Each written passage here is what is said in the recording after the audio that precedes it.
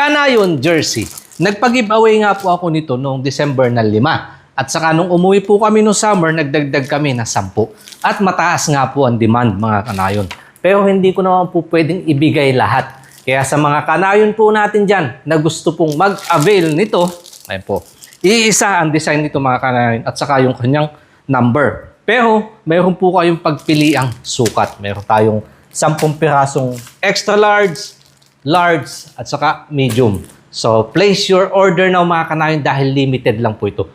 30 pieces lang. Ito po ay i-display namin sa Barangay San Vicente, Abra de Ilog, doon po sa aming motorcycle shop, along Pambuhan Minority Village High School. Kaya yung malapit po sa area, pwede nyo ho itong pasyalan or daanan. Sa mga malalayo naman po, huwag kayong mag-alala mga kanayon. Pwede kayong mag-drop ng order. Eto po, kontakin nyo yung number na yan sa mga sure buyer at saka sa aming email address para may reserve po namin kayo.